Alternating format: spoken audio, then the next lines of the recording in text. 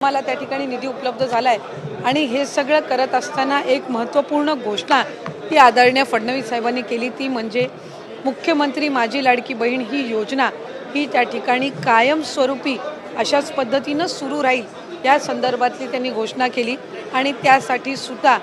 अधिकाधिक सक्षमपणाने ही योजना पुढच्या कालावधीमध्ये राबवण्यात येईल ह्या दृष्टिकोनातून त्यांच्या मार्गदर्शनाखाली दोन्ही उपमुख्यमंत्री आदरणीय शिंदेसाहेब आदरणीय सुनेत्रा काकी यांच्या मार्गदर्शनाखाली आम्ही पुढच्या कालावधीमध्ये राबवू। याआधीसुद्धा अनेकदा या संदर्भातला उल्लेख झालेला आहे की 2100च्या बाबतचा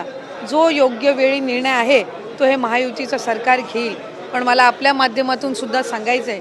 की 1500चा लाभ हा लाडक्या बहिणींसाठी अशाच पद्धतीनं सुरू ठेवण्याच्या दृष्टिकोनातून विभाग म्हणून आम्ही त्या ठिकाणी काम करत आहोत। या व्यतिरिक्त आत्तापर्यंत एकल महिलांचा सर्वे हा कधी करण्यात आलेला नव्हता, तो पहिल्यांदाच त्या ठिकाणी करण्यात येत आहे आणि एकल महिलांच्या दृष्टिकोनातून एक चांगलं धोरण हे महायुती सरकारच्या माध्यमातून पुढच्या कालावधीमध्ये येणार आहे। त्यामुळे तेही एक अतिशय ऐतिहासिक पाऊल हे सरकारच्या वतीने उचललं जात आहे। त्यामुळे महिला सक्षमीकरणाकडे पाऊल जाईल का ते त्यांना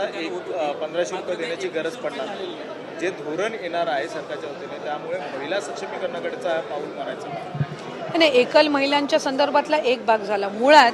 मुख्यमंत्री माझी लाडकी बहीण ही योजना महिलांना सक्षम करण्याच्या दृष्टिकोनातूनच पहिल्यांदा आणण्यात आली आणि आज साधारणपणे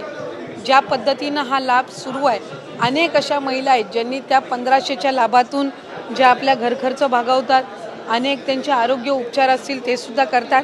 पण लघु उद्योजकाकडे सुद्धा किंवा छोट्या मोठ्या व्यवसायांकडे सुद्धा ह्या 1500च्या लाभाच्या दर महिन्याच्या माध्यमातून महिलांनी पाऊल उचललेली आहेत आणि आमच्यासाठी अशा अनेक सकारात्मक ज्या केस स्टोरीज आहेत या निश्चितपणाने लक्षात घेऊन पुढच्या कालावधीमध्ये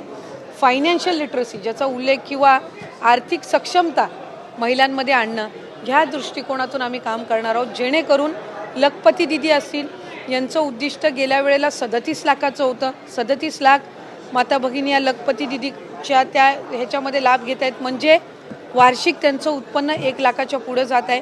त्याच पद्धतीनं यंदाच्या याच्यासाठी 25 लाखाचं उद्दिष्ट हे ठेवलेलं आहे। त्याच्यामुळे एका बाजूला लखपती दिदी आणि एका बाजूला लाडकी बहीण योजना अशा पद्धतीनं सुरू असताना हे महिलांच्या सक्षमीकरणासाठी उचललेलं हे अतिशय महत्त्वपूर्ण पाऊल महायुतीच्या सरकारच्या माध्यमातून आहे। आत्ता आपण जी घोषणा आदरणीय मुख्यमंत्री महोदयांनी केली आहे की अनेकांना वाटायचं की निवडणुकीनंतर ही योजनाच बंद होईल,